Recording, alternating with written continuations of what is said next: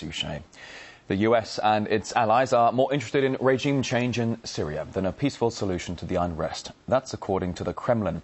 Russian Foreign Minister Sergei Lavrov says that Western countries are trying to stir up Syria's opposition to topple President Bashar al-Assad. Let's get the latest now on this constantly developing story with RT's Peter Oliver.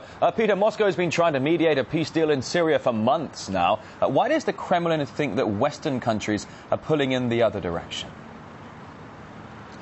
Well, Sergei Lavrov has said in a statement expressing Russia's dismay at the decision to suspend Syria from the Arab League.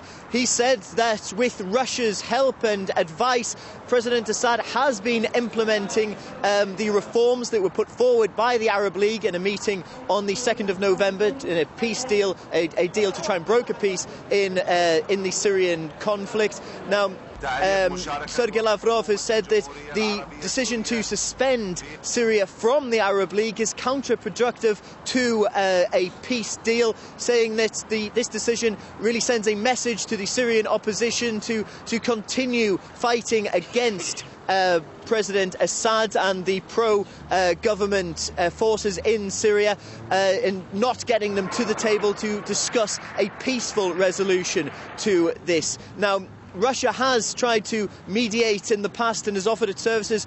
Representatives from both the Syrian leadership and the Syrian opposition have been here in Moscow for talks, and in fact in the next couple of days a senior Syrian opposition member will be here in the Russian capital for further talks to try and bring about that peaceful solution. Now, what we are hearing from Lavrov is some quite strong words suggesting a spectre, a ghostly image of Western, shadowy image, sorry, I beg your pardon, of Western influence towards the decision to suspend Syria from the Arab League. Something that Russia does not want to see. They are against that decision, which is expected to be rubber-stamped in an emergency meeting from the Arab League on Wednesday.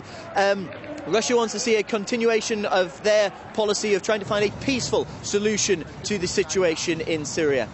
Now, Peter, as you were mentioning a moment ago about the Arab League voting to suspend Syria from their organisation, Damascus in turn then invited the Arab League to send all sorts of observers to the country. What comes next, though, if that doesn't happen and the two sides just can't sort this dispute out?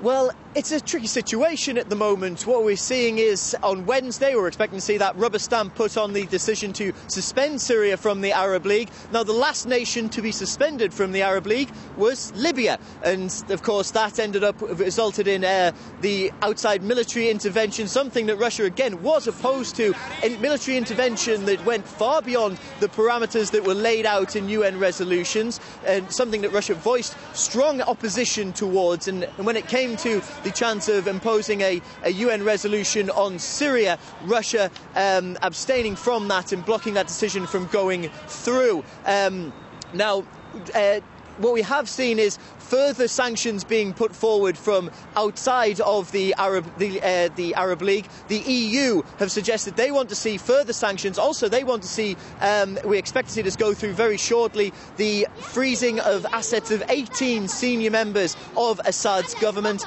senior Syrian, I beg your pardon, personnel, political personnel and military personnel.